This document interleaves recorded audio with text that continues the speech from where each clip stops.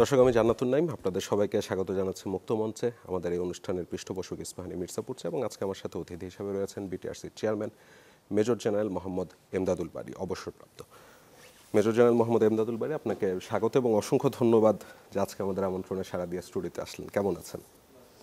আলহামদুলিল্লাহ, ধন্যবাদ আপনাকেও, ধন্যবাদ চ্যানেল 24-কে।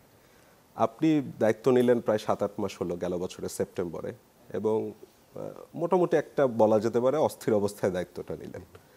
7-8 মাস কেটে গেল। তো আপনাকে যদি জিজ্ঞাসা করা হয় যে, যদিও সময়টা খুবই অল্প, তারপরেও এই 7-8 মাসে যদি বলা হয় যে কি কি কাজ করতে পেরেছেন, তা আপনি কি বলবেন? মোটামুটি একটা উত্তাল সময় আমি জয়েন করেছিলাম। সারা দেশের সব জায়গায় তো উত্তাল অবস্থা ছিল, এখানেও ছিল। এখানেও ইন্টারনাল প্রবলেম ছিল কিছু, এক্সটার্নাল প্রবলেম ছিল কিছু। আমি যদি ইন্ডাস্ট্রির কথা বলি, ইন্ডাস্ট্রিতে বড় অপারেটরদের মধ্যে এক ধরনের প্রবলেম ছিল, ছোট অপারেটরদের মধ্যে। শুরুতে এসেই পেলাম, বিশেষ করে ছোটদের মধ্যে আইএসপি, ইন্টারনেট সার্ভিস প্রোভাইডার যারা আছেন, মানে ওদের প্রবলেমটা মোটামুটি ভায়োলেন্ট স্টেজেই ছিল তখন। মানে আমি আসার পরেও রক্তারক্তি কাণ্ড এগুলোও দেখেছি। তো এগুলি ইনিশিয়ালি আমাকে ডিসিপ্লিন আনার জন্য বেশ কিছু লাইসেন্স বাতিল করতে হয়েছে। প্রায় 350 লাইসেন্স মনে আমি বাতিল করে দিয়েছিলাম ইন্ডাস্ট্রিতে একটা ডিসিপ্লিন নিয়ে আসার জন্য। বড় কোম্পানিগুলোর মধ্যে প্রবলেমটা একটু ভিন্ন রকমের ছিল। বড় কোম্পানির মধ্যে আমরা দেখলাম বেশ কিছু সুবিধাভোগী কোম্পানি হয়ে আছেন, যারা দীর্ঘদিন ধরে বিভিন্ন রকমের সুবিধা করছিলেন। ওদের কিছু কিছু জায়গায় আমরা কারো অপারেশন বন্ধ করেছি, কোথাও জরিমানা করা শুরু করেছি ইত্যাদি করে। সেটা হচ্ছে ইমিডিয়েট যে একটা কাজ করার দরকার ছিল সেটা করেছি। ইন্টারমিডিয়েট কিছু কাজ যেটা আমরা করেছি, যেমন আমাদের দরকার ছিল হচ্ছে ইন্টারনেটের প্রাইস কমানো। যদিও সেরকম করে এখনও কমাতে পারিনি, কিছু কিছু স্টেপ নেওয়া হয়েছে। যেমন ধরেন ক্যাশ ডাটা সার্ভার যেগুলিকে বলে আমরা, এগুলো আগে নিরাপত্তার নামে একটা কুক্ষিগত করা ছিল, এগুলিকে এসে আমরা ডিসেন্ট্রালাইজ করলাম আগে, কারণ এগুলি হচ্ছে মার্কেট ড্রিভেন ব্যাপার, মানে যাদের ইন্টারনেটের কস্ট কমে। তারপর ধরেন সাবমেরিন কেবল এবং টেরেস্ট্রিয়াল কেবল, এদের ডাটা ইউজেজের মধ্যে বিশাল একটা ব্যবধান ছিল। আচ্ছা, মানে আমি যখন এসেছি তখন আমাদের সাবমেরিন কেবলের মাত্র 34-35 ভাগ ব্যান্ডউইথ নিতে হচ্ছে সাবমেরিন কেবল থেকে, বাকি ব্যান্ডউইথটা আসছে টেরেস্ট্রিয়াল কেবল থেকে। এটাও আমরা কিছু পলিসিগত কিছু ইন্টারভেনশন করার ফলে আজকে যদি বলি, আজকে আমি দেখেছি আমাদের আসছে 46%, সাবমেরিন থেকে 46% বাড়ছে, আস্তে আস্তে বাড়া শুরু করেছে। সো এরকম বেশ কিছু করা শুরু হয়েছে। এর মাঝখানে আমরা ইন্টারনেট শাটডাউনের একটা বিশাল ইস্যু ছিলই তো জুলাই আন্দোলনের সাথে। আমরা নতুন ধরনের একটা লাইসেন্স, যেটাকে আমরা এনজিএসও, নন জিও স্টেশনারি স্যাটেলাইট বলি, এটার একটা নতুন গাইডলাইন তৈরি করে সরকারের সহায়তা। এটা কি স্টারলিংকের জন্য? স্টারলিংকের জন্য না, non geostationary satellite is a service. Starlink হচ্ছে এরকম একটা সার্ভিস প্রোভাইডার। সো আমরা যেহেতু গাইডলাইনটা করতে পেরেছি, স্টারলিংক অ্যাপ্লাই করেছে, সেই প্রসেস শেষ করে ওদেরকে লাইসেন্স দিয়েছি। ওনারা এখন টেস্ট রান করছেন, এখন পুরোপুরি রান শুরু করেননি। এইগুলি হচ্ছে ইন্টারমিডিয়েট একটা। কিন্তু আসলে যেটা দরকার, লম্বা টেকসই একটা পরিবর্তন আনা দরকার। এর মাঝখানে আসলে কাজটা আমরা সেটাই শুরু করেছি। এটা পরে হয়তো প্রশ্ন থাকলে আরও এই নিয়ে বিস্তারিত কথা হতে পারবে। আমাদের টেলিকম সেক্টরটাকে, এই যে পুরো নেটওয়ার্ক যেটা আছে আমাদের, এই নেটওয়ার্কটা আসলে অনেক টুকরা বিভিন্ন কারণে, আমি পরে হয়তো আলাদা করে বলবো। এই পুরা টেকনিক্যাল যে নেটওয়ার্ক টপোলজিটা আছে, এই টপোলজিটাকে আমরা নতুন করে সাজিয়ে এটাকে সিম্পলিফাই করার চেষ্টা করছি, কস্ট এফিশিয়েন্ট করার চেষ্টা করছি। এবং সেটা করতে গেলে এর যে সাথে যে লাইসেন্সিং রেজিমটা আছে, এইটা পরিবর্তন করছি। এইটা করে আমরা একটা লম্বা স্টাডি করেছি, করার পরে একটা প্রপোজাল তৈরি করেছি, পাবলিক কনসালটেশনও দিয়েছি। পাবলিক কনসালটেশন শেষ করে এই মুহূর্তে আমরা পাবলিক কনসালটেশনের যেসব মন্তব্যগুলো এসেছে সেগুলিকে অ্যাকোমোডেট করে চূড়ান্তভাবে আমরা সরকারের অনুমোদনের জন্য সুপারিশ এই আগামী সপ্তাহে পাঠাতে পারবো বলে আমাদের ধারণা। আচ্ছা, আপনি আইএসপির লাইসেন্স স্থগিতের কথা বলছিলেন, তা আমি দেখলাম এই বছরের শুরুর দিকে আপনি মন্তব্য করছিলেন যে আইএসপির লাইসেন্স রাজনৈতিক বিবেচনায় দেওয়া হতো, যা নিয়ে আবার পরবর্তীতে জানিয়ে আইএসপির যে সংগঠনগুলি আছে তা নিয়ে উদ্বেগও জানিয়েছিল। এটা এভাবে ঢালাভাবে কমেন্ট করি না। আচ্ছা, মানে ঢালাভাবে আমিও করি নাই, ব্যাপারটা তাও না। তবে মিডিয়াগুলিতে বিশেষ করে আইএসপির থানা বা ইত্যাদি পর্যায়ে যারা আছে, আপনারাও জানবেন, আপনিও তো নিশ্চয়ই একটা পাড়া মহল্লায় থাকেন, এগুলো পাড়া মহল্লা বেসড বিজনেস। পাড়া মহল্লার যেসব ডাইনামিক্স থাকে এখানেও সেটা আছে, এবং অনেক লাইসেন্সই দেওয়া হয়েছে রাজনৈতিক বিবেচনায়, যার ফলশ্রুতিতে আমি এসেও দেখলাম, আমি বললাম না এটা একটা ভায়োলেন্ট পর্যায়ে ছিল। তো সেই জায়গাটাতেও আমরা বিজনেসটাকে ওপেন করার চেষ্টা করছি, মার্কেট ড্রিভেন করার চেষ্টা করছি, যেন ভবিষ্যতে এই বিবেচনাগুলি না হয় না। আইএসপিগুলি বলছেন যে ওপেন করছেন, মানে কিভাবে তখন এখানে ব্যবসা হবে? আচ্ছা, দেখেন আইএসপি এই মুহূর্তে আইএসপি আমাদের 4টা লেভেলের লাইসেন্স আছে, ন্যাশনাল, ডিভিশনাল, ডিস্ট্রিক্ট, থানা লেভেল। এখন তার আগে আমি বলে নিই, আমাদের টেলিকম ইন্ডাস্ট্রিটাকে, পুরো ইন্ডাস্ট্রি যদি আমি দেখি, প্রত্যেকটা জায়গা হচ্ছে অনেক হেভি ক্যাপেক্সের। আপনার লাগে হচ্ছে অনেক ইনভেস্টমেন্ট লাগে, সবাই ব্যবসা করতে পারে না এখানে, ছোটোখাটো মানুষরা। যে দুটো জায়গা আমরা আইডেন্টিফাই করি, যে দুটো জায়গায় ক্ষুদ্র এসএমই এমএসএমই যাদেরকে বলি এরা ব্যবসা করতে পারে, সেই দুটো জায়গার একটা হচ্ছে ইন্টারনেট সার্ভিস প্রোভাইডার, এক্স্যাক্টলি একেবারে পাড়া মহল্লা ভিত্তিক। তা আমাদের উদ্দেশ্য ছিল একেবারেই কয়েক বন্ধু মিলে মায়ের কাছ থেকে 5-10 হাজার টাকা নিয়ে একসাথে করেও যদি একটা বিজনেস করা যায়, এইভাবেই করে আমরা ওপেন করতে চাই জিনিসটাকে। কিন্তু যে স্ট্রাকচারটা ছিল, এই স্ট্রাকচারে প্রত্যেকটা জায়গায় লাইসেন্স লিমিটেড। বলা হচ্ছে ন্যাশনাল লেভেলে এর বেশি হবে না, ডিভিশন লেভেলে এর বেশি হবে না, এরকম একটা লিমিটেড ছিল।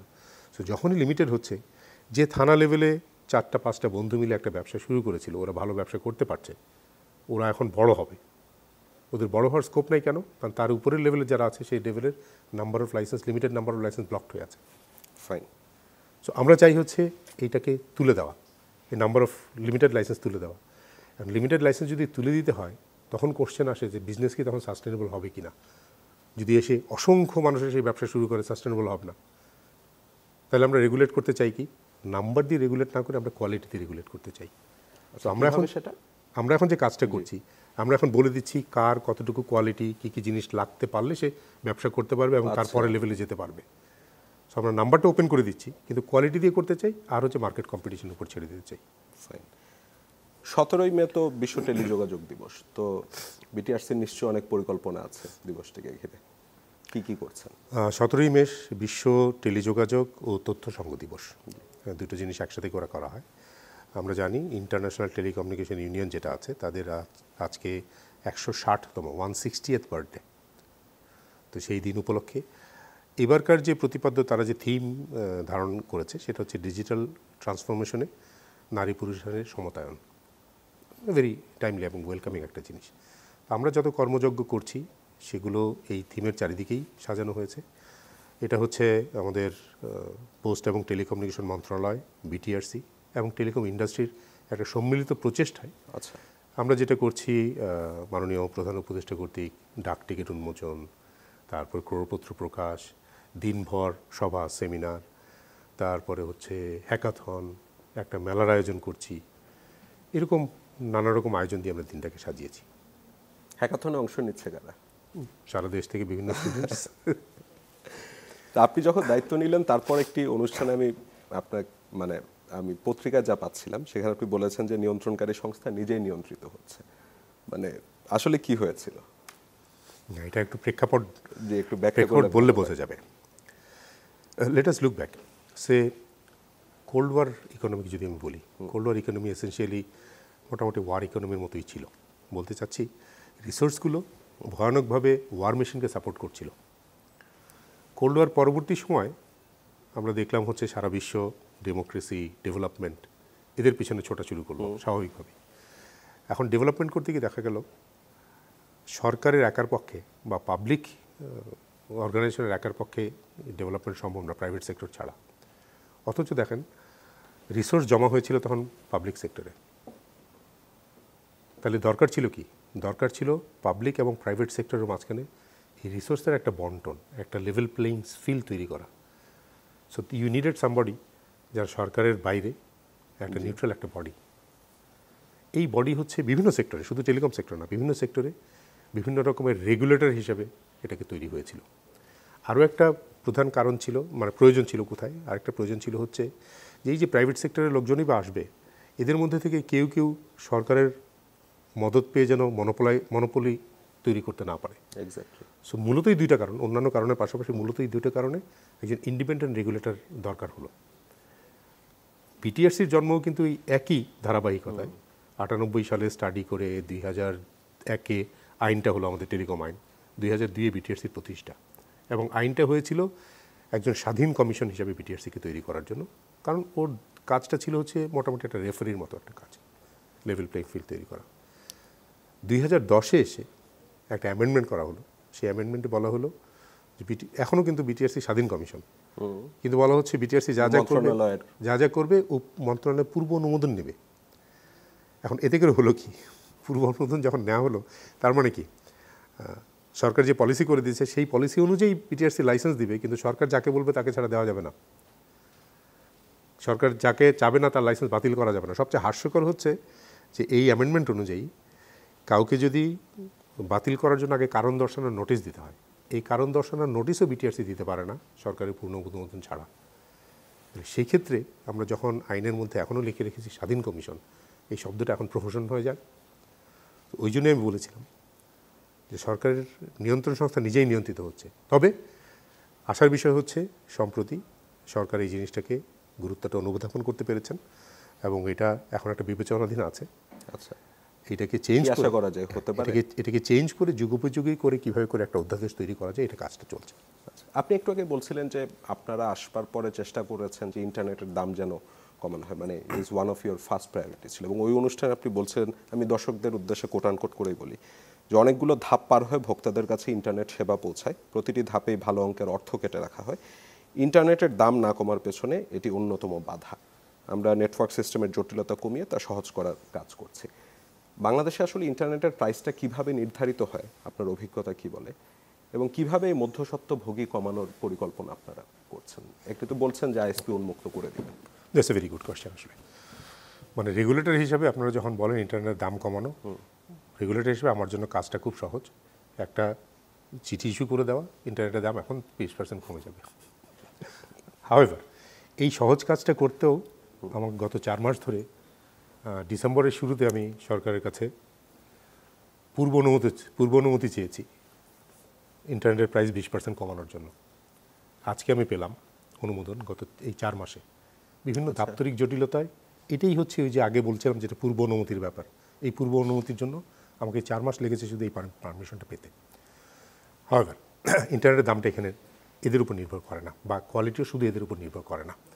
যে ইন্টারনেট সার্ভিস প্রোভাইডার যে দিচ্ছেন, জি, উনি ইচ্ছা করলেই কোয়ালিটি হাই করে ফেলতে পারবেন বা ইচ্ছা করলেই কমিয়ে ফেলতে পারবেন তা না। ইন্টারনেটের প্রাইসটা ডিপেন্ড করা হচ্ছে পুরো নেটওয়ার্কের উপরে। আপনার ইন্টারন্যাশনালি কানেক্টিভিটিটা একটা গেটওয়ের মাধ্যমে আসছে, সাবমেরিন কেবল দিয়ে বা টেরেস্ট্রিয়াল কেবল দিয়ে একটা গেটওয়ের মাধ্যমে আসছে।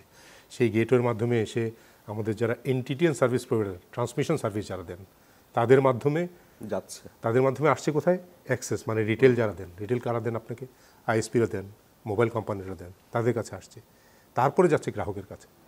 তো এই প্রত্যেকটা জায়গায় এদের আলাদা কোম্পানি, আলাদা ম্যানেজমেন্ট চার্জ, আলাদা লাইসেন্স ফি, সো কস্ট ইনকার করছে। অন টপ অফ দ্যাট, এই যে এতগুলি ভার্টিক্যাল লেয়ার আমরা করেছি, অন টপ অফ দ্যাট বিভিন্ন লেয়ারে আনসাস্টেনেবল নাম্বার অফ লাইসেন্স দেওয়া হয়েছে। যেমন গেটওয়ের কথা হচ্ছিল, আইজিডব্লিউর কথা বলছেন? IGW is one gateway. আইআইজির কথা হচ্ছিল। ধরেন আইজিডব্লিউর কথাই ধরি, যেখানে 3, 4, 5টা কোম্পানি গুড এনাফ আমাদের ইন্ডাস্ট্রির জন্য, এই ভলিউম হ্যান্ডেল করার জন্য, সেখানে দিতে 28টা কোম্পানিকে লাইসেন্স দেওয়া হয়েছে। আচ্ছা, আমি 24টা জানতাম। সো এদের সবার যদি আপনি লাইসেন্সিং ফি, ম্যানেজমেন্ট কস্ট ইত্যাদি ইত্যাদি যদি অ্যাড করেন, আননেসেসারি একটা কস্ট হয়ে আছে। আমরা এখন যে রিফর্মটা করছি, এই রিফর্মের প্রধান উদ্দেশ্য হচ্ছে এই লেয়ারগুলোকে কমিয়ে নিয়ে আসা এবং লাইসেন্সগুলোকে বিভিন্ন ক্যাটাগরি অনুযায়ী ইউনিফাই করা। এটা যদি করা হয় তাহলে আমার ধারণা ইন্টারনেটের দাম কমে আসবে আরও আস্তে আস্তে। সো এটা হচ্ছে লং টার্ম কাজ যেটা আমরা করছি। এই লাইসেন্সিং আমি দেখছিলাম যে মানে 22টা থেকে কি 3টা বা 4টায় বোধহয় আপনারা আনার পরিকল্পনা করছেন, এরকম কিছু কি? এটা ওইভাবে বললে ঠিক বোঝা যাবে না। 22টা হচ্ছে নাম্বার অফ লাইসেন্সার। আমরা যে ক্যাটাগরি নিয়ে করছি এখন, আমরা আসলে মূলত 3টা ক্যাটাগরি অফ লাইসেন্সে যাচ্ছি। আচ্ছা, কীরকম? আমাদের রিফর্ম করার প্রিন্সিপালটা কি? প্রিন্সিপালটা হচ্ছে আমরা মনে করি মার্কেট কম্পিটিশন ড্রিভেন হবে, সুস্থ প্রতিযোগিতা হবে। কিন্তু আমার প্রতিযোগিতার জায়গাগুলো নির্ধারণ করতে হবে। কিছু কিছু জায়গা আছে যেখানে আমার কমপ্লিমেন্টারিটির দরকার, সম্পূরকতা দরকার, কম্পিটিশন না। এক্সাম্পল হচ্ছে আমরা যেটাকে ট্রান্সমিশন নেটওয়ার্ক বলি। ট্রান্সমিশন মানে হচ্ছে অপটিক্যাল ফাইবার দিয়ে। ধরেন মোবাইলের একটা টাওয়ার টেকনাফে, আর একটা টাওয়ার তেঁতুলিয়ায়। সো ওই টাওয়ার থেকে মোবাইল পর্যন্ত মোবাইল কোম্পানিরা দিচ্ছে কানেকশন, কিন্তু টেকনাফ থেকে তেঁতুলিয়া পর্যন্ত যে কানেকশনটা, এই কানেকশনটা আছে এই ফাইবারের মধ্যে দিয়ে। এটা দিচ্ছে হচ্ছে এই এনটিটিএন যারা আছেন তারা দিচ্ছেন। এই কোম্পানিটা হচ্ছে আলাদা। এটা করা হয়েছিল কেন? করা হয়েছিল কারণ শুরুতে এই পুরা নেটওয়ার্কটাই মোবাইল কোম্পানিদের হাতে ছিল, কিন্তু মোবাইল কোম্পানিরা শেয়ার করতে চাইলেন না। যখনই শেয়ার করতে চাবেন না তখন কস্ট এফিসিয়েন্সি বাড়বে না, কারণ তখন রিসোর্স ইউটিলাইজেশন ওই যেটাকে বলে অপটিমাইজেশন হবে না। তো তখন চিন্তা করা হলো যে না, এটাকে যদি আমরা আলাদা করি, আলাদা করলে মোবাইল অপারেটররাও নেবেন এদের কাছ থেকে, আইএসপিরাও নেবে এদের কাছ থেকে, এবং এরা যেহেতু স্কেলের উপরে ব্যবসাটা করবেন, সো একটা কস্ট এফিসিয়েন্সি তৈরি হবে। আচ্ছা, কিন্তু বাস্তবে এটা হয়নি। এই জন্য এরাও দিচ্ছেন, এনটিটেনরাও দিচ্ছেন, আবার এদিক থেকে মোবাইল অপারেটররাও নিজেরা মেনটেন করছেন। তাহলে রিসোর্স অপটিমাইজেশন হয়নি এবং আপনার কস্টটাও কমেনি। এরা কম্পিট করছেন এই জায়গাটায়।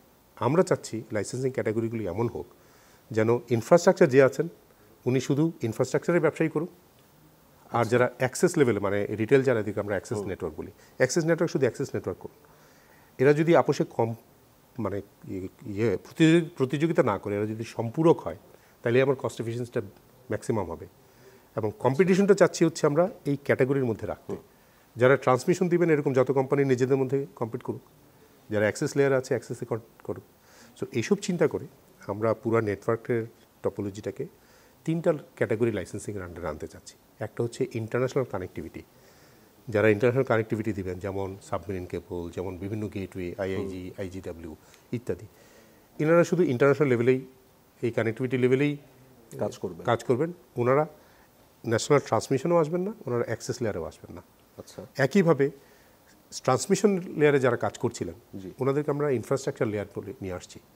ধরেন যারা ফাইবার অপটিক লে করে, যারা টাওয়ার তৈরি করে, সো ওনারা রিটেল কাস্টমারদেরকে সার্ভিস দিবেন না, দিবেন না, ওনারা দিবেন অন্য অপারেটরদেরকে। আর অ্যাক্সেস লেভেলে যারা আছে তারা ওই 2 লেয়ারে যেতে পারবেন না, তারা দিবেন অ্যাক্সেস লেয়ারে, মানে সরাসরি কাস্টমারকে রিটেল সার্ভিসটা দিবেন। কিন্তু সেই জায়গায় 2টা ভাগ করতে চাচ্ছি আমরা স্ট্রংলি। একটা হচ্ছে সেলুলার মোবাইল কমিউনিকেশন যেটাকে আমরা বলি, আর একটা হচ্ছে ফিক্সড টেলিকম।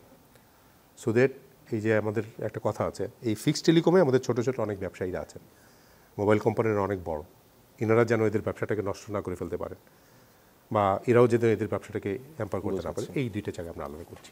যে সংস্কারটা আনতে চাচ্ছিলেন তা একটু বোঝাচ্ছিলেন।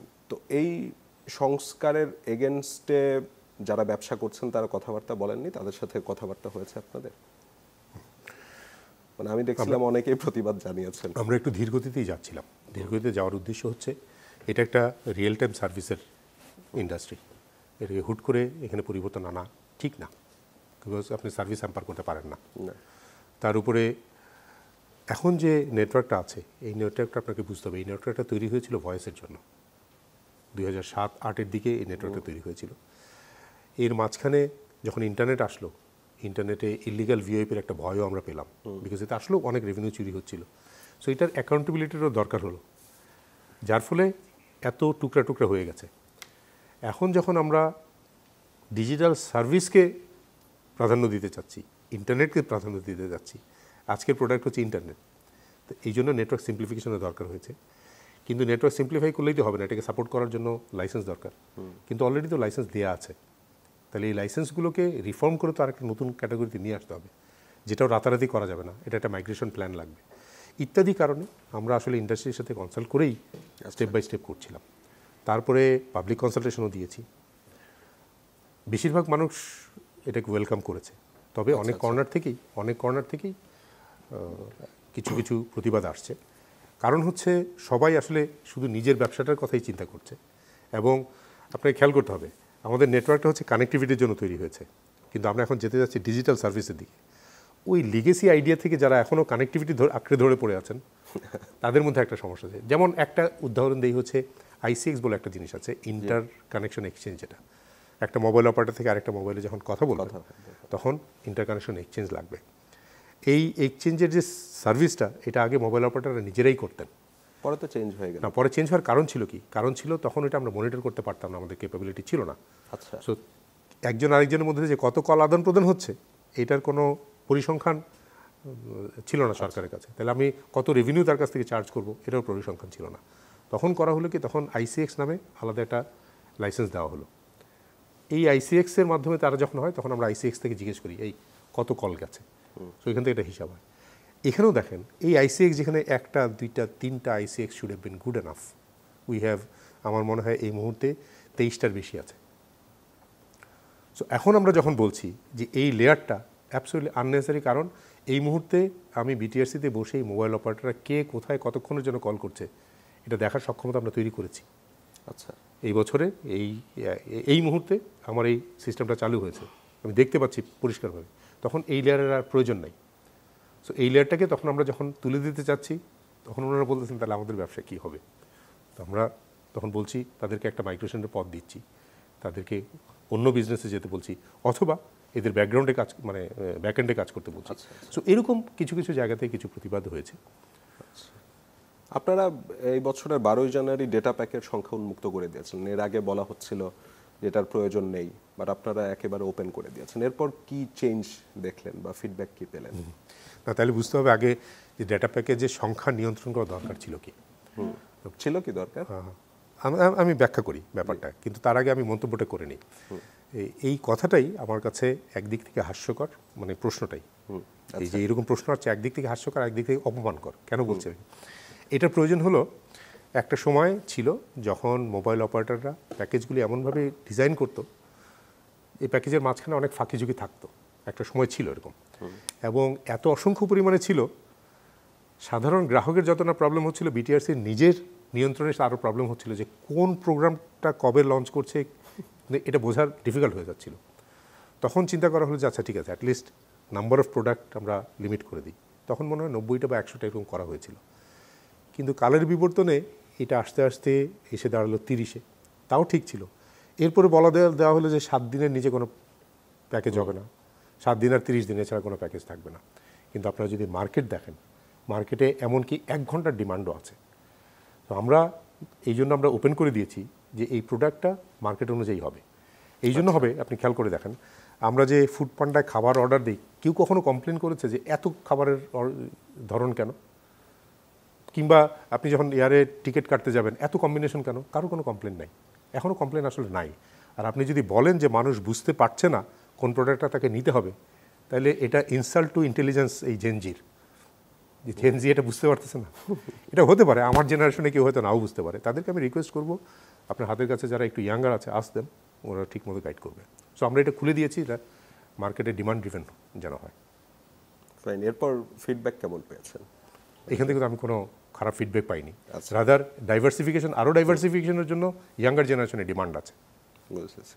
এমনিতে কি মানে ধরেন কোনো মোবাইল কোম্পানি হঠাৎ এরকম একটা দিয়ে দিল যে একদিন আপনি 10 জিবি ব্যবহার করেন, না, আপনার যে গাইডলাইনে আমরা দিয়েছি, এই গাইডলাইনে আমরা তো ডিরেগুলেটই করেছি, এই একটা জায়গায় রেগুলেট করেছি আমরা, যেখানে ইভেন এই জিবিও বলা আছে যে এত ঘন্টায় যেন এত জিবির বেশি অফার না দেওয়া হয়। কারণ হচ্ছে মানুষ তো ইউজ করতে না, কারণ হচ্ছে আমরা বলছি যে প্যাকেজটা অফার করবে সেই প্যাকেজটা ফিজিবল হতে হবে। আপনি এক্স্যাক্টলি যে কথাটা বলেছেন যে 1 ঘন্টায় আমি 25 জিবি ইউজ করতে পারবো না, সো এরকম যেন দেওয়া না হয়, এখানে একটা লিমিট দিয়ে দিয়েছি। আচ্ছা, 5G আসার কথা শোনা যাচ্ছিল, কি অবস্থা? আমরা 4G এখনো পুরোপুরি করতে পারিনি। এক্স্যাক্টলি। 5G আসতে হবে। 5Gর সুবিধা কি? 5Gর প্রথম সুবিধা হচ্ছে স্পিড ও লেটেন্সি কম, এবং সুবিধা হচ্ছে ক্যাপাসিটি, অনেক ক্যাপাসিটি নিয়ে আসবে। ধরেন 1 স্কোয়ার কিলোমিটারে 1 মিলিয়ন ডিভাইস ও করতে পারবে। তাহলে 5G দরকার হবে কাদের জন্য? মূলত দরকার হবে ইন্ডাস্ট্রিয়াল এরিয়াগুলোর জন্য, প্রোডাকশনের জন্য, দরকার হবে স্মার্ট ভেহিকেল ম্যানেজমেন্ট, ট্রাফিক ম্যানেজমেন্টের জন্য, দরকার হবে internet of things, sensor based যেসব সার্ভিসগুলো আছে সেগুলোর জন্য অনেক দরকার হবে। কিন্তু আমার বাংলাদেশের যে মার্কেটটা, এই মার্কেটে এখনও 55-60% মানুষ ফিচার ফোন ব্যবহার করে, ও এখনও 5Gর জন্য সেটা রেডি হয়নি মার্কেটটা। তার উপরে আমার টেকনোলজিক্যাল যে ইনফ্রাস্ট্রাকচার আছে, এখানেও আমার দরকার হচ্ছে আরও রোবাস্ট নেটওয়ার্ক। আমার দরকার হচ্ছে অ্যাক্টিভ শেয়ারিং লাগবে ডিভাইস টু ডিভাইস, যেটা আমার এখন আইনে অ্যালাউ করা নাই। আমরা যে কাজগুলি করছি, এই প্রিপারেটরি কাজগুলি করছি, যে রিফর্মের কথা আমি বললাম, এই রিফর্মের একটা উদ্দেশ্য হচ্ছে আমাদের নেটওয়ার্ক স্ট্রাকচারটাকে 5G এবং পরবর্তী জেনারেশনগুলোর জন্য রেডি করা। এই কাজগুলি আমরা করছি। আমি এই মুহূর্তে বলতে পারি না যে 5G অমুক সময় আসবে বা আসবে না, বাট এই প্রিপারেটরি কাজগুলি আমরা করছি। 4G নিয়ে আপনি যেটা বলছিলেন যে 4G নিয়েই তো আসলে অনেক অভিযোগ রয়ে গেছে। মানে আমি নিজেই বহু জায়গায় যে 4G পাই না, 4G যেটুকু স্পিড থাকার কথা, ইনফ্যাক্ট আমি যখন ব্যাংককে যে 4G ইউজ করছি ওটার যে স্পিড থাকছে দেশে পাচ্ছি না, এটার কারণটা কি? এটারও আসলে কারণ মাল্টিপল।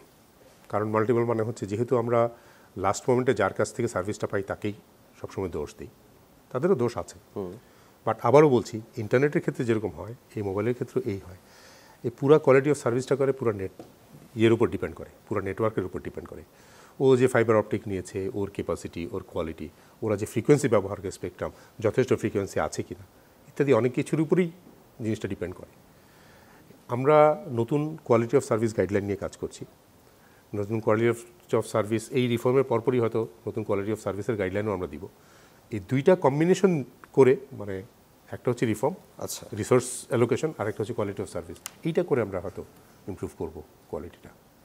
বাংলাদেশে স্টারলিংক নিয়ে বেশ একরকম উন্মাদনা কাজ করেছে। আমরা সরকারের গুরুত্বপূর্ণ ব্যক্তিবর্গকে দেখলাম স্ক্রিনশট দিচ্ছিল যে কত স্পিড পাওয়া যাচ্ছে, সেটা নিয়ে আবার অনেকে সংশয় প্রকাশ করেছিলেন, আমি দেখলাম বিভিন্ন জায়গাতে। তো স্টারলিংকটা এখন কোন পর্যায়ে আছে আমাদের দেশে, কারা সেই স্টারলিংক ব্যবহার করবেন? তার কারণ আমি তাদের ওয়েবসাইটে যে কস্ট দেখছিলাম, দ্যাট ইজ মানে ভেরি এক্সপেন্সিভ। মানে বাংলাদেশের মতন দেশে স্টারলিংক কাদের জন্য আনা হবে? যে কোনো নতুন সার্ভিসেই একটা উৎসাহ মানুষের থাকবেই, স্বাভাবিক। আমাদের কাছেও অনেকদিন ধরে অনেকেই জানতে চাচ্ছেন, ভেরি এগার, যে কবে এটা স্টারলিংক চালু হবে। আমরা যে বললাম, আমরা একটা গাইডলাইন, সরকারের অনুমোদন নিয়ে গাইডলাইন দিয়েছি। স্টারলিংক আমাদের কাছে লাইসেন্সের জন্য অ্যাপ্লাই করেছে, ভেরিফিকেশনের পরে স্টারলিংকের লাইসেন্সও দিয়েছি, এবং ওনাদের কাছে রিকোয়েস্ট করা হয়েছে যেন 90 দিনের মধ্যে ওনারা চালু করেন। ওনারা এই মুহূর্তে টেস্ট রান করছেন, আশা করি 90 দিনের মধ্যে চালু করে ফেলতে পারবেন। ফাইন। কিন্তু স্টারলিংক আসার পরে আসলে যে কি হবে হুবহু ধারণা আমাদের কারোরই নাই। কিন্তু অন্যান্য দেশের যে অভিজ্ঞতা, সেখান থেকে আমাদের কাছে যেটা মনে হয়, স্টারলিংকের দুটো বড় সুবিধা। একটা হচ্ছে ও যেহেতু ফিজিক্যাল নেটওয়ার্ক ডিপেন্ডেন্ট না, তার মানে আমাদের যেটা হয় এখানে তার কাটা পড়ে, ওখানে আগুনে পুড়ে যায়, নষ্ট হয়, ইত্যাদি ইত্যাদি, এই জিনিসগুলো থেকে বাইরে থাকবে। দ্বিতীয় যেটা হবে, আমাদের অ্যাভারেজ আপনি যে আইএসপি পান 10 Mbps 20 Mbps, এর বেশি খুব কমই পাওয়া যায়। স্টারলিংক 120 150 Mbps পর্যন্ত দিতে পারবে। সো এই যে স্পিড, এই দুইটা বড় advantage. But this comes with a price. যদিও তারা এখনও তাদের প্রাইস সেট করে নাই, আমাদের কাছ থেকে অনুমোদন নেয়নি। আচ্ছা, কিন্তু অন্যান্য দেশে যেরকম দেয়, সেখান থেকে আমাদের ধারণা যে রেটে দেয় আমরা দেখেছি, একটা ডিভাইস $5,000 মতো, যেটা আমাদের প্রায় 50-60 হাজার টাকার মতো পড়ে যাবে, এবং মান্থলি $120 মতো। মানে এটা কিন্তু সস্তা না। হ্যাঁ, আমি ভুটানেও দেখছিলাম, ইট ইজ ভেরি মাচ সস্তা না। কিন্তু তাহলে কাজ করবে কোথায়, কাদের জন্য কাজে লাগবে? এক হচ্ছে যারা প্রিমিয়াম সার্ভিস, যারা কোয়ালিটি চান, হাই এন্ডের যারা সাবস্ক্রাইবার আছেন, তাদের হতে কাজ করতে পারে। কাজ করবে কাদের উপরে? যারা হচ্ছে corporate reliable high speed service চান, তাদের জন্য হয়তো এটা হতে পারে। কিন্তু স্টারলিংকের যে একটা সুবিধা, সেটা হচ্ছে ও জিওগ্রাফি বেসড না, ও যে কোনো জায়গায় দিতে পারে। তাহলে আমাদের গ্রামে প্রত্যন্ত অঞ্চলে ছড়িয়ে যাওয়া উচিত, মানে টেকনিক্যালি তো পসিবল। কিন্তু যে প্রাইস স্ট্রাকচার, এই প্রাইস স্ট্রাকচারে এটা রুরাল বা গ্রাম্য এলাকায় গিয়ে এটা সাস্টেন করবে কিনা, এটা একটা ডিফিকাল্ট। তবে ধরেন রিমোট এরিয়া, কোনো একটা দ্বীপ, সন্দ্বীপ ধরেন, বা পার্বত্য অঞ্চল একটা জায়গা, ওই রকম জায়গায় যদি লোকাল কোনো আইএসপি, উনি যেহেতু এই ট্রান্সমিশনের ফাইবারে নিতে পারছেন না, উনি তখন স্টারলিংক থেকে যদি নেন, নিয়ে যদি ডিস্ট্রিবিউট করেন, ওইখানে যদি একটা বিজনেস কেস তৈরি হয়, এটাতে কাজে লাগবে। তবে at the end of the day আরেকটা জায়গায় কাজে লাগবে বলে আমার ধারণা, সেটা হচ্ছে ডিজাস্টার আমাদের জন্য। যেমন ফেনীর ফ্লাশ ফ্লাড যেরকম হলো, ওরকম সময় আমাদের টাওয়ারগুলো পাওয়ারের অভাবে বন্ধ হয়ে গেল, তখন রেস্কিউ টিম যারা থাকবেন, তাদের জন্য হয়তো এটা একটা কাজ লাগতে পারে। আমরা জুলাই আগস্টের সময় দেখেছিলাম অনেকদিন ধরে ইন্টারনেট কাট অফ ছিল, এবং কিছু হাস্যকর ব্যাখ্যা সে সময় দেওয়া হয়েছিল। স্টারলিংক আসলে কি এমন সংশয়ের সম্ভাবনা নেই বলছেন? মানে বারবার এমন কথাই বলা হচ্ছিল যে আর এরকম মানে ইন্টারাপ্ট হবে না। এইটার উত্তরটা এক কথায় দেওয়া মুশকিল, কারণ টেকনিক্যালি এটা বন্ধ করা সম্ভব না। আচ্ছা, কিন্তু লিগালি সম্ভব, কারণ আমাদের আইনে সবসময় থাকে একটা লফুল ইন্টারসেপশনের সুযোগ থাকতে হবে। এদের আইনেও আছে লফুল ইন্টারসেপশন, যে কারণে স্টারলিংক ইন্ডিয়ায় যেতে পারে এখন না। এখন হোয়াট ইজ লফুল, এটা কে ডিফাইন করবে? তা আমি রেগুলেটর ডিফাইন করি না। লফুল ডিফাইন করবে হচ্ছে যারা আইন প্রণয়ন করেন। সো দেশ যখন যেটাকে লফুল মনে করবে, তখন সেই অনুযায়ী হবে। আরেকটি বলছিলেন যে খুব রিমোট এরিয়ায় দেওয়া সম্ভব, মানে জাস্ট তর্কের খাতিরে আমি জানতে চাচ্ছিলাম, যদি পার্বত্য অঞ্চলে দেওয়া হয়, মানে ওইখানে তো খুব সেন্সিটিভ এরিয়া আছে, বা ওইখানে অনেক সময় মানে কমিউনিকেশনই অফ রেখে দেওয়া হয়, সেসব জায়গায় কোনো রিস্ক থাকবে নাকি স্টারলিংক যদি সেখানে কেউ ইউজ করে, কারণ অনেক গোষ্ঠীও আছে সেখানে? আমরা যেটা করেছি সেটা হচ্ছে কিছু কিছু দেশ কোনো কন্ডিশন ছাড়া তাদেরকে দিয়েছে, আবার কিছু কিছু দেশ কন্ডিশন সহ দিয়েছে। আমরা যে কন্ডিশন তাদেরকে দিয়েছি যে আমাদের এখানে কানেকশন ওরা বাইরে থেকে সরাসরি নিয়ে এসে দিতে পারবে না, ওরা আমাদের যে লোকাল গেটওয়ে ইউজ করতে হবে। তো তার মানে দাঁড়াচ্ছে এই, আমাদের যখন যে আইএসপিরা বা মোবাইল কোম্পানিরা ওনারা দেশের এক জায়গা থেকে আরেক জায়গায় দিতে গেলে যেমন দেশের ভিতরে ইন্টারনেটটাকেই ট্রান্সমিট করেন, এদেরকেও লিগালি তাই করতে হবে। ওরা আমারই দেশের এক পয়েন্ট থেকে নিয়ে আরেক পয়েন্টে দিবে।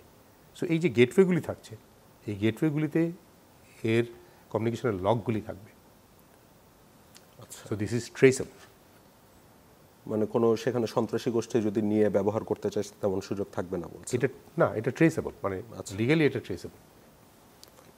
টেলকো সেক্টরে আপনারা বিদেশি বিনিয়োগটা উন্মুক্ত করেছেন, এটা নিয়ে দেশের অনেক উদ্যোক্তাকে আমি অনেক হা হুতাশও করতে শুনলাম। তো বিদেশি বিনিয়োগটা উন্মুক্ত করলেন কেন? তারা ঠিক কতটুকু এখানে বিনিয়োগ করতে পারবেন? সেখানে দেশি কাউন্টার পার্ট তাদের সাথে অ্যাড থাকবেন নাকি? বিষয়টা কিভাবে হবে? আমি অর্থনীতিবিদ না, জি, একটা তর্কের মুখোমুখি আমরা হই ইন্ডাস্ট্রি থেকে, একটা ডিলেমার মুখোমুখি হই। একদিকে আমরা বলি দেশে অনেক বিদেশি বিনিয়োগ আসতে হবে, এফডিআই আসতে হবে, আরেকদিকে আমরা বলি দেশি বিনিয়োগকে রক্ষা করতে হবে। এই কনফ্লিক্টিং দুইটা রিকোয়ারমেন্টের মাঝখানে দাঁড়িয়ে আমরা যে রিফর্মটা করছি, আমরা আইডেন্টিফাই করলাম যে আমাদের এই মুহূর্তে প্রায়োরিটি জায়গায় কোথায় ইনভেস্টমেন্ট লাগবে। সবচেয়ে বড় প্রায়োরিটি আমি দেখছি হচ্ছে এই ফাইবারাইজেশন, যেটাকে বলছি ইনফ্রাস্ট্রাকচার লেয়ার। কারণ আমাদের ইনফ্রাস্ট্রাকচার এখনও অনেক উইক। গত 15, 16, 17 বছর কয়েকটা কোম্পানি, হাতে গোনা কয়েকটা কোম্পানিকে দেওয়া হয়েছে, কিন্তু যথেষ্ট ইনভেস্টমেন্ট এখানে এখনও হয়নি। মোটামুটি পুরা টেলিকম নেটওয়ার্কটা জিম্মি হয়ে আছে এই ইনফ্রাস্ট্রাকচারটার উপরে। সো আমরা মনে করছি এখানে বিদেশি বিনিয়োগ হলে ভালো হবে, এবং এটা কিন্তু অল্প বিনিয়োগ না, অনেক বড় বড় মোবাইল কোম্পানিগুলো যেমন বড় বড় বিনিয়োগ লাগে, এখানেও বড় বড় বিনিয়োগ লাগে। সো বড় বড় কোম্পানিগুলো এখানে আসবে না। সুতরাং আমরা বলেছি যে ঠিক আছে, বড় বিদেশি কোম্পানি যদি আসে, এই সেক্টরটা যদি কাজ করে তাদেরকে মেজরিটি শেয়ার অ্যালাউ করা হবে। আচ্ছা, মোর দ্যান 50%। হ্যাঁ, আরেকটা জায়গায় যেখানে আমরা বিনিয়োগটা ওপেন করতে চাচ্ছি, মানে সুপারিশ আমাদের, সেটা হচ্ছে ইন্টারন্যাশনাল কানেক্টিভিটি লেয়ারে, ওই যে গেটওয়ে, সাবমেরিন ইত্যাদি জায়গায়। কিন্তু ওই ইন্টারন্যাশনাল কানেক্টিভিটির জায়গাটা আমরা চাই না কন্ট্রোলটা বিদেশি কোম্পানির হাতে যাক। সো ওইখানে আমরা বলছি ওরা মেজরিটি শেয়ার বিদেশি বিনিয়োগকারীরা ওখানে নিতে পারবে না। ওরা দেশের কাউন্টার পার্ট মেজরিটি, কারেক্ট, দেশের কাউন্টার পার্ট মেজরিটি হবে। এই দুইটা জায়গা আমরা ওপেন করছি। যে জায়গাটায় আমরা একেবারে নিষেধ করে দিচ্ছি সেই জায়গাটা হচ্ছে ফিক্সড টেলিকম সার্ভিস, যেখানে ইন্টারনেট সার্ভিস প্রোভাইডাররা আছেন। এই জায়গাটায় আমরা চাই হচ্ছে এদের বিনিয়োগটাকে প্রোটেক্টেড থাকুক। এই জায়গাটা আমরা ফরেন ইনভেস্টমেন্ট অ্যালাউ করছি না। বুঝাচ্ছে। এমন কি হতে পারে যে ধরেন বিদেশি বিনিয়োগ যখন আসছে তখন তো তারা কিছু এক্সপার্টিজও নিয়ে আসছে, সো বাংলাদেশি যারা তাদের কাউন্টার পার্ট থাকবে সেখান থেকে তাদের একটা লার্নিংও হবে? অফকোর্স, মানে এটাই তো বিদেশি বিনিয়োগ আমাদের দেশে মানে নিয়ে আসার পিছনে এটা তো একটা বড় কারণ। টেকনোলজি ট্রান্সফার, লার্নিং ইত্যাদি ইত্যাদি তো একটা কারণ, ডেফিনেটলি, নিশ্চয়ই হবে। যখন আপনারা উন্মুক্ত করেছেন এরপর কোনো কি ইন্টারেস্ট, মানে কোনো পার্টি ইন্টারেস্ট দেখিয়েছে বা কিভাবে হচ্ছে বিষয়গুলি? আমরা তো এখনো করিনি। আচ্ছা, এটা তো মানে জাস্ট চিন্তা ভাবনা খসড়ায় রয়েছে, এখনো সুপারিশ পর্যায়ে, খসড়া পর্যায়ে আছে। আচ্ছা আচ্ছা। আমাদের দেশের ইন্টারনেট স্পিড নিয়ে অনেক অভিযোগ আছে। আমি গভর্নমেন্টেরও অনেক হাই অফিসিয়ালকে বলতে শুনেছি যে খুব বাজে ইন্টারনেট স্পিড। মানে আমরা একটা সময় বলতাম যে আমরা ডিজিটাল বাংলাদেশ হয়েছি, মানে অনেক কিছু চেঞ্জ হয়েছে। আবার কেউ কেউ বলেন যে আমরা শুধু মোবাইলটাই টিপতে শিখেছি, সেটা ইউটিলাইজ করতে পারিনি। বাংলাদেশের টেলকো সেক্টরের এখনকার অবস্থানে আপনার মূল্যায়নটা কি? ইন্টারনেট স্পিড যেটাকে আমি বলছি, মানে বাইরের মতন কবে হতে পারে?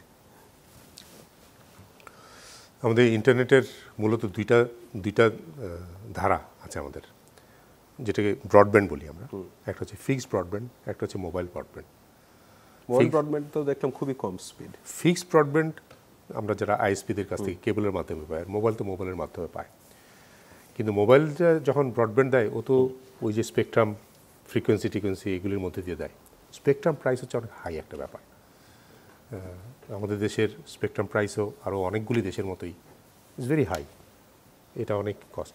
এই মুহূর্তে আমাদের ব্রডব্যান্ড বলতে আমরা যা বোঝাই, একটা সময় সেটা ব্রডব্যান্ডের সংখ্যা ছিল 1 MBPS হলে আমরা সেটাকে ব্রডব্যান্ড বলতাম। এখন হয়ে আছে 5 MBPS হলে আমরা সেটাকে ব্রডব্যান্ড বলি। বাট এখনকার বিশ্বে এটা খুবই দুর্বল একটা স্ট্রাকচার। এখানে আমাদের মন্ত্রণালয়ও চাচ্ছেন, আমাদের যে মাননীয় প্রধান উপদেষ্টার বিশেষ সহকারী আছেন ওনারাও চাচ্ছেন এই ব্রডব্যান্ডের ডেফিনেশনটাকেও তো আমরা রিডিফাইন করব, এটাকে 10-15-20 মেগা এমবিপিএসে নিয়ে আসবো।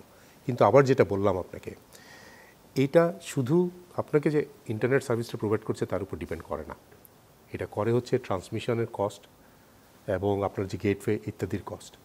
এই জন্যই বলছি যে আমার এই টেলিকম ইন্ডাস্ট্রিতে জিম্মি হয়ে আছে আমার ট্রান্সমিশনের ওই জায়গাটায়।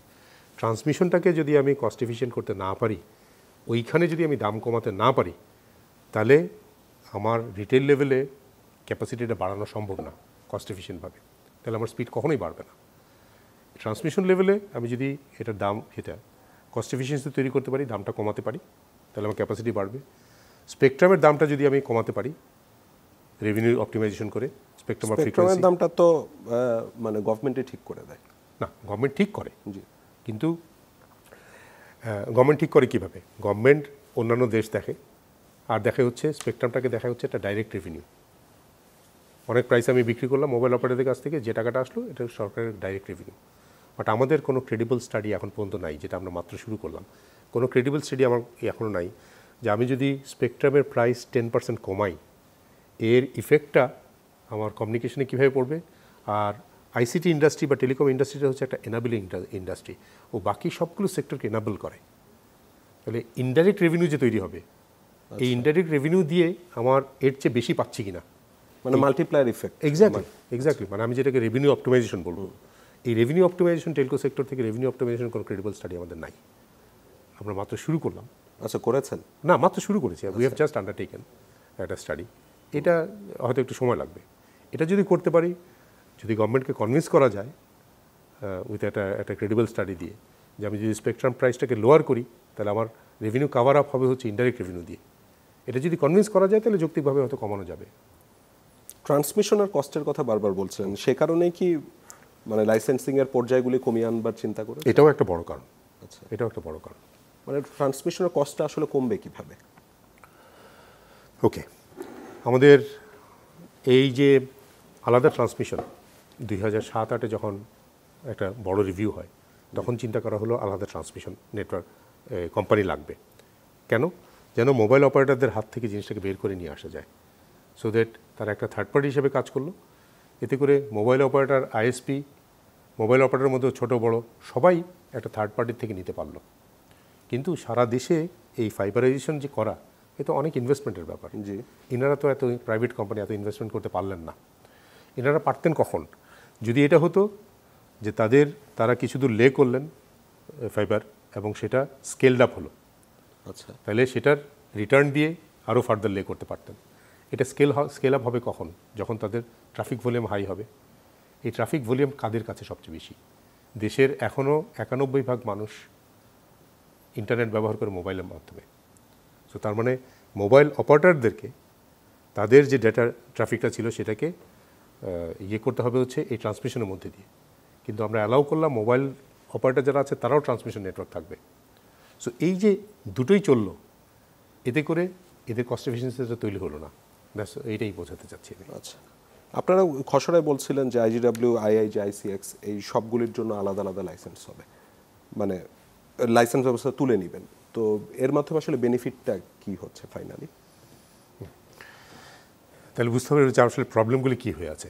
একটা প্রবলেম আপনাকে বলেছি, যেখানে 2-3টা কোম্পানিতে হতো, সেই জায়গায় যখন আমি 20টা, 25টা, 28টা আইজিডব্লিউর ক্ষেত্রে আইজিডব্লিউগুলি কি রাজনৈতিক বিবেচনায় দেওয়া হয়েছিল? আইজিডব্লিউ, আইআইজি, আইসিএক্স এগুলো কি রাজনৈতিক বিবেচনায় এসেছিল যে কাছের মানুষ পেয়েছে এমন ঘটনা কি? মানে আপনার এক্সপিরিয়েন্স কি? মানে যেখানে 5টা কোম্পানিতে হতো ওখানে 28টা কোম্পানি কেন হলো এটা আমি বলতে পারবো না। মানে এখন আমি যে দেখি ইটস নট নিডেড। এতগুলি কোম্পানি হলে ওই যে আমি বললাম, একটা তো আছে করা হয়েছে ম্যানেজমেন্ট কস্ট, লাইসেন্সিং কস্ট, দুইটাই আননেসেসারিলি এক্সট্রা দেওয়া হচ্ছে। এটা কোনো প্রয়োজন নেই। আমি যদি লাইসেন্সটাকে কমিয়ে ফেলি আমার এই দুটো কস্ট কমে যাচ্ছে। কিন্তু অন্য আরেকটা অসুবিধা হয়েছে, যেটা হচ্ছে কিছু কিছু কোম্পানিকে প্রত্যেকটা লেয়ারের লাইসেন্স দেওয়া হয়েছে। This is important. একেবারে ওই ইন্টারন্যাশনাল কানেক্টিভিটি থেকে শুরু করে একেবারে রিটেল লেভেল আইএসপি পর্যন্ত। এখন যে কোম্পানিগুলোর সবগুলো লাইসেন্স আছে, ও যে কস্ট এফিসিয়েন্সি তৈরি করতে পারবে ওর সাথে মার্কেটে বাকি কেউ পারবে না। একটা মনোপলিস্টিক পাওয়ার সে পেয়ে যায়। এইখানে মার্কেটটা ইমব্যালেন্সড হয়ে আছে। এটা হচ্ছে আরেকটা কারণ যেটা আমরা ওই যে ভাগ করতে চাচ্ছিলাম, যে আলাদা আলাদা করে ভাগ করতে চাচ্ছিলাম। এতে করে ওরা যেটা করতো, এরা করতে হচ্ছে ফর এক্সাম্পল আমার টেরেস্ট্রিয়াল কেবল আছে, আমার একটা আবার ইন্টারনেট গেটওয়েও আছে, আমার ইন্টারনেট গেটওয়ের সাথে আবার একটা আইএসপিও আছে। সো আমি আমার নিজস্ব আইএসপিকে দিচ্ছি খুবই নমিনাল একটা প্রাইসে, অন্য একটা আইএসপিকে দিচ্ছি তার 10 গুণ বেশি দামে। সো এই যে একটা প্রাইস প্রিডেশন তৈরি হচ্ছে, এতে মার্কেটের কম্পিটিশনটা খুবই আনহেলদি হয়ে আছে। সো আমরা যখন রিগ্রুপ করে যখন আমরা ওই যে আমি বললাম একটা ক্যাটাগরির সাথে আরেকটা ক্যাটাগরির সম্পর্কতা হবে, কম্পিটিশন হবে না। সো আমি যদি ইন্টারন্যাশনাল কানেক্টিভিটিটাকে আলাদা করে ফেলি, এই গেটওয়ে বলেন, এই টেরেস্ট্রিয়াল কেবল বলেন, আইআইজি বলেন, এগুলি সব কিছু আমি ওখানে যদি দিয়ে দিই একটা লাইসেন্সের আন্ডারে, আমি সেপারেট অ্যাকাউন্ট এখন দেখব না। আচ্ছা, তাহলে করে হচ্ছে কি, তাতে এই অসুস্থতাগুলি সে করতে পারছে না। মনোপলি বিজনেসটা তার আলাদা ম্যানেজমেন্ট কস্ট, আলাদা লাইসেন্স কস্ট হচ্ছে না, এবং সে যেহেতু এখন আর নিচে দিতে পারছে না, সো এইখানেও সে মনোপলিস্টিক বিহেভিয়ারটা করতে পারছে না। একটা অভিযোগ আছে যে বাংলাদেশে যে মোবাইল কোম্পানিগুলি রয়েছে তাদের তো হিউজ ইনভেস্টমেন্ট আছে, টাকা পয়সা অনেক আছে, তো তারা সরকারকে মানে গ্রাহককে খুশি করার বদলে সরকারকে খুশি করার চেষ্টা করে এবং করে গ্রাহক সেবার মান খারাপ থাকে এবং আপনাদের বিটিআরসিতে অভিযোগ করেও সেগুলোর সমাধান হয় না। আমি নিজে বেশ কয়েকটা গণশুনানি অ্যাটেন্ডও করেছিলাম বিটিআরসির। এমন অভিযোগের সত্যতা কতটুকু রয়েছে, আগের দিনে ছিল নাকি, এখন কি অবস্থা আছে? কোয়ালিটি অফ সার্ভিসের সম্পর্কে মানুষের যে একটা অভিযোগ সবসময় ছিল, এখনও আছে। এর যে পুরোপুরি উড়িয়ে দেওয়ার মতো তাও না, কিন্তু আমরা কিছু প্যারামিটার ধরে কাজ করতে হয়। আইটিইউ ধরে দিয়েছে যে কল ড্রপের কথা যদি বলি, বলছে 2% পর্যন্ত কল ড্রপ অ্যালাউড, এটা ধরে নিচ্ছে। বাট বাংলাদেশের 2% মানে আপনি চিন্তা করেন, বাংলাদেশের 2% মানে ইউরোপিয়ান অনেক দেশের সমান। হ্যাঁ, অনেক মানুষই হচ্ছে। যদিও আমরা সেই আইটিউর ওর মধ্যে সীমাবদ্ধ থাকিনি, সম্প্রতি আমরা এটাকে রিভিউ করে 1% হিসেবে দিয়েছি, কিন্তু এটা তো রেগুলেশন, এটা তো আমাদের মনিটর করতে হয়। আমাদের যে সীমিত মনিটরিং ক্যাপাসিটি আছে, এটা দিয়ে আমরা টাইম টু টাইম দেশের বিভিন্ন জায়গায় ড্রাইভ টেস্ট করি, চেক করে দেখি। এই কল ড্রপ কিন্তু আমাদের 1%-এরও কম, কিন্তু ওই যে বললাম বাংলাদেশের মতো এইরকম একটা জনবহুল দেশে 1% মানেও কিন্তু অনেক অনেক মানুষ অ্যাগ্রিভড হয়।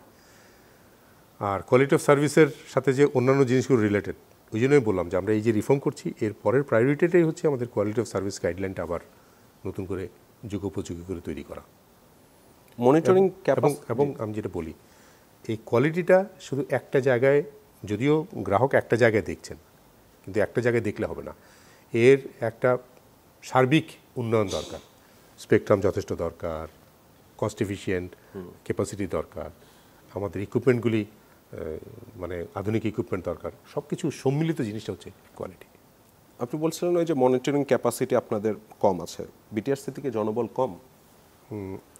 বিটিআরসির যে প্রথম যখন এর অর্গানোগ্রামটা হয়েছিল, সেই অর্গানোগ্রাম অনুযায়ী বিটিআরসি ওয়াজ এ রেগুলেটর, ওর এত সক্ষমতা ছিল না, টেকনোলজিও এত ডিফিকাল্ট ছিল না তখন। আস্তে আস্তে টেকনোলজি কমপ্লিকেটেড হচ্ছে, বাট সেই অনুযায়ী অর্গানাইজেশনটা অত ইয়েতে চেঞ্জ হয়নি। আমাদের যে এই মুহূর্তে মনিটরিং যে ইকুইপমেন্টগুলো আগের ছিল পুরনো হয়েছে, এগুলি নতুন করার, এগুলোরও ক্যাপাসিটির নতুন টেকনোলজি অনুযায়ী বৃদ্ধি করার সময় এসেছে, এগুলি কিছু কিছু পরিবর্তন করতে হবে। বুঝেছি। গ্রাহকরা যদি সেবার মান নিয়ে সন্তুষ্ট না থাকে, তারা আপনাদেরকে কিভাবে জানাবে বা আপনাদের সাথে যোগাযোগ কিভাবে করতে পারে? এটার রেডিলি দুইটা পথ আছে। একটা হচ্ছে আমাদের ওয়েবসাইটে, ওখানে অভিযোগের আলাদা একটা আচ্ছা জায়গা আছে, এবং প্রতিদিন আমরা পাই, এরকম অসংখ্য পাই। আচ্ছা, তারপর আমাদের একটা কল সেন্টারও আছে 100, এই দুটার মাধ্যমে পাওয়া যাবে। আবার ওই যে মোবাইল সেবাদানকারী প্রতিষ্ঠানগুলির সার্ভিস নিয়ে যে কথা বলছিলাম, মানে আমি আমার নিজের একটা এক্সপিরিয়েন্স বলি, আমার অফিসেই আমি বারান্দায় গেলে নেটওয়ার্ক পাই না, আমার বাসায় নেটওয়ার্ক পাই না, বেশ কয়েকবার তাদেরকে অভিযোগ করেছি, লাভ হয়নি। তো এ ধরনের ক্ষেত্রে আমি কি করতে পারি? এই অভিজ্ঞতা তো আমারও, মানে আমি যে বাসায় থাকি ওই বাসায় আমার বেডরুমের সাইডের কানেক্টিভিটি নাই, কিছু পয়েন্ট থাকে, মানে বেডরুমের সাইডে কানেক্টিভিটি নাই, এতে করে আমি একটু শান্তিতে থাকি। বাট যাই হোক, আমার ওখানে নাই, কারণ হচ্ছে আমি একটা রেস্ট্রিক্টেড জায়গায় থাকি, ওখানে যে কোনো জায়গায় তারা টাওয়ার দিতে পারে না, ওই যে রেস্ট্রিক্টেড। কিন্তু দেশের অনেক জায়গায় এই প্রবলেমটা আছে। এটা আমাদেরকে বললে আমরা তখন ওদেরকে বলে কিন্তু এটা রাতারাতি এই Change হবে ইয়েটা সম্ভব না। কারণ হচ্ছে এইখানেও আবার আরেকটা নেক্সাস হয়ে আছে, এই যে টাওয়ার, কীরকম নেক্সাস এটা? যে কোনো জায়গায় মোবাইল অপারেটরের টাওয়ার, এই যে ট্রান্সমিশনের কথা যেরকম বললাম, এরকম একসময় ছিল মোবাইল অপারেটরদেরও। ওরা টাওয়ার শুধু নিজেদের থাকতো, ওরা আর কারোর সাথে শেয়ার করতে চাইতো না। তখন আলাদা করে টাওয়ার কোম্পানি নিয়ে আসা হলো। তো এখন টাওয়ার কোম্পানি একটা জায়গায় যে টাওয়ার করবে, ওর বিজনেস কেস না থাকলেও টাওয়ার করবে না। মোবাইল কোম্পানি তাকে এমন এমন জায়গায় করতে বলে যেখানে টাওয়ার কোম্পানি বাকিদের সাথে শেয়ার করতে পারে না। সো ইত্যাদি দিয়ে এই জায়গাটাও একটা জটিলতার মধ্যে আছে। তো আমি যে বললাম, ওই যে আমাদের মিডল যে লেয়ারটা বললাম, আমরা ইনফ্রাস্ট্রাকচার লেয়ারে এই ট্রান্সমিশন মানে ফাইবার এবং টাওয়ার মিলিয়ে আমরা আরেকটা লাইসেন্স করে ফেলছি যেন এগুলো সহজে করা যায়। লাস্ট একটা ব্যাপার জানতে চাচ্ছিলাম, আপনি তো বিটিআরসির চেয়ারম্যানের দায়িত্ব নিলেন, মানে 3 বছর তো আপনার থাকবার কথা, তো নিশ্চয়ই কিছু একটা ভিশন নিয়ে আগাচ্ছেন। এই টেলকো সেক্টরটাকে ঠিক কোন পর্যায়ে রেখে যেতে চান, কোথায় দেখতে চান? থ্যাংক ইউ, খুব ভালো একটা প্রশ্ন। আমরা যে জায়গাটায় দাঁড়িয়েছি, এই জায়গাটায় আসলে একটা জাংচারে দাঁড়িয়েছি। আমি একটু আগে বলার চেষ্টা করছিলাম, আমাদের বর্তমান যে নেটওয়ার্কটা আছে এবং যে লাইসেন্সিং রেজিমটা আছে, এটা আসলে মূলত ভয়েসের জন্য তৈরি করা হয়েছিল। কিন্তু এখন voice is a thing of the past. Exactly. এখন আমার হচ্ছে ডেটা, এটাকে প্রথমে করতে হবে ডেটা ফ্রেন্ডলি করতে হবে।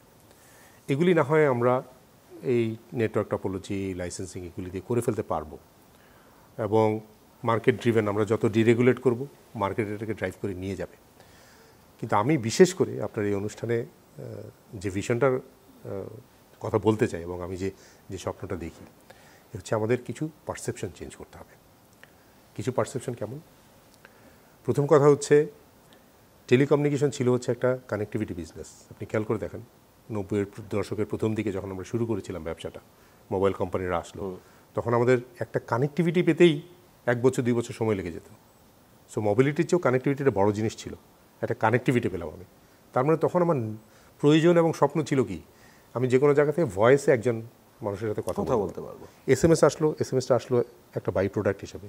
এসএমএস আমরা স্বপ্ন দেখি নাই, কিন্তু আসলো, ভালোই হলো। পরবর্তী সময় যখন ইন্টারনেটও আসলো, ইন্টারনেটটাকেও আমরা দেখলাম হচ্ছে একটা কানেক্টিভিটি বিজনেস। আমি আপনাকে ইন্টারনেট দিলাম, কিন্তু আমরা যে জিনিসটা মিস করে গেছি, শুধু আমরা না, মানে সারা মোবাইল টেলিকম বিশ্ব যেটা মিস করে গেছি, এই ইন্টারনেট এবং ডেটার উপর বেস করে যে ডিজিটাল সার্ভিসের একটা বিশাল অংশ, যে একটা আলাদা জগৎ তৈরি হবে, এটা আমরা মিস করে গেছি। সো এখন আমরা যখন দেখতে পাচ্ছি কানেক্টিভিটি একটা জাস্ট একটা এনাবলিং একটা ইস্যু। এর উপর বেস করে করতে হবে আসলে ডিজিটাল সার্ভিস, যেটা হচ্ছে মানুষকে আমরা যেটাকে বলি সোশ্যাল গুড, যেটা নিয়ে আসবে। আমার এই ইন্ডাস্ট্রিটাকে পুরো মাইন্ডসেট চেঞ্জ করে আমাকে এখন যেতে হবে কানেক্টিভিটির বিজনেসের উপরে, এই লেয়ারটা তৈরি করার জন্য, ডিজিটাল সার্ভিসকে সাপোর্ট করার জন্য যেতে হবে আমাদেরকে। সো এই একটা মাইন্ডসেট প্রথমে দরকার। সেকেন্ড যে জিনিসটা আমার দরকার, দেখেন আমরা যখন ডিজিটাল ডিভাইডের কথা বলি, আমরা ডিজিটাল ডিভাইডের 2 ধরনের ইন্ডিকেটরের কথা বলি। এক ধরনের হচ্ছে আমরা বলি কানেক্টিভিটি গ্যাপ, এত মানুষ এখনও কানেকশনের বাইরে আছে, উইচ ইজ ট্রু, যেটা কানেক্টিভিটি গ্যাপ কভার করতে হবে। সেকেন্ড যে কথাটা বলি, আমরা কথা বলি ইউসেজ গ্যাপ, মানে কানেক্টিভিটি আছে, সার্ভিস আছে, কিন্তু মানুষ ইউজ করতে পারছে না, হয়তো এফোর্ডেবল না, ইত্যাদি ইত্যাদি না। কিন্তু আরেকটা কথা আমরা বলি না, ইউজফুলনেস গ্যাপ, আমি যেটাকে ইউজফুলনেস গ্যাপ বলি। আপনার কাছে কানেক্টিভিটি আছে, আপনাকে সার্ভিসও দেওয়া হলো, আপনি সার্ভিস অ্যাফোর্ডেবিলিটি আছে, কিন্তু এই সার্ভিসটা আপনার প্রায়োরিটি না। আমি যে উদাহরণ দিই, গ্রামে একজন ইয়াং ছেলে বা একজন ইয়াং চাষি মানুষ, উনি কাজের মাঝখানে গাছের নিচে বসে মোবাইলে ওয়ার্ল্ড কাপ খেলা দেখতে পারছেন, গুড, ওনার অ্যাফোর্ডেবিলিটি ইউসেজ ঠিকই আছে, বাট এটা কি ওনার প্রায়োরিটি? তার তো প্রায়োরিটি আরও অনেক কিছু ছিল। তার দরকার ছিল একটা ক্রেডিট দরকার ছিল, তার দরকার ছিল সিড দরকার ছিল, তার দরকার ছিল একটি নলেজ, তার দরকার ছিল একটা মার্কেটের সাথে কানেক্টিভিটি, তার দরকার ছিল ও ট্রান্সপোর্টেশন সিস্টেমটাও সে করে নেবে, যেটাকে আমরা মধ্যবর্তী হিসেবে দেব। বাট এই জিনিসটা আমাদের ডেভেলপ করছে না। কেন করছে না? এর অনেকগুলি কারণের একটা কারণ হচ্ছে, আমি মনে করি যেটা কর্পোরেট মাইন্ডসেট আপ, যে আমরা যে আমাদের মোবাইল বা টেলিকম কর্পোরেটরা যে সার্ভিস দিচ্ছি, এই সার্ভিসটা আমরা দিচ্ছি হচ্ছে যেটাকে আমরা ভ্যালু মনে করছি, এটা নিড বেসড সার্ভিস না। আমি ওরটা দেখছি না, ওর প্রবলেমটাকে না দেখে আমি একটা সলিউশন দেওয়ার চেষ্টা করছি, যেটা একটা classic example of paternalistic development.